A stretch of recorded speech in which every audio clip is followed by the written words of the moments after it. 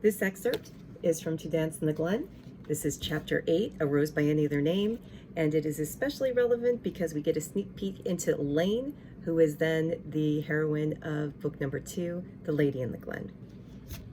Meg pulled away from Elayne. She did not know that Ewan had risen and was on the stairs listening to the entire exchange, or that Fiona and Jenny had been listening in the kitchens. Jenny opened the door to keep a watch out for the new mistress of the McLeods, while Fiona ran like the wind to retrieve McNally himself. I ken that my father would have tracked Ewan down last night, Elayne. Meg's voice was barely above a whisper. But where is your father now? Nay, I did not think ye speak the truth. Methinks you are a sad, jealous woman. Methinks you should go home. Nay, I am no jealous. I speak the truth, and you will get yourself gone from this manse this very morn if I have to drag you from it. Elayne screamed at Meg and then grabbed her sleeve again and began to pull Meg towards the door by her arm. Here, what is this? Meg yelled at Elayne, trying to peel off the gripping hand that held her. Elayne barely made it across the room when Ewan stepped from his hiding spot on the stairs to take control.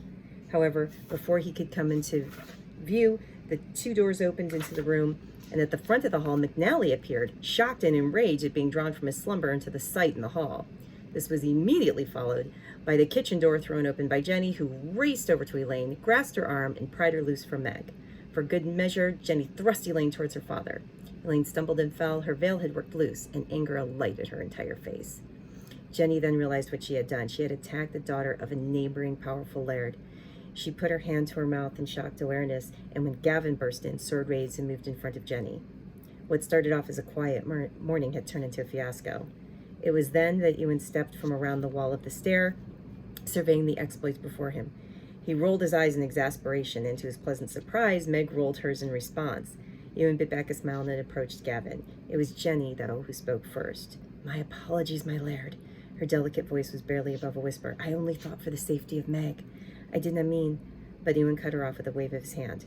"There's naught to miss, Jenny. You were protecting my wife. 'Tis all I know."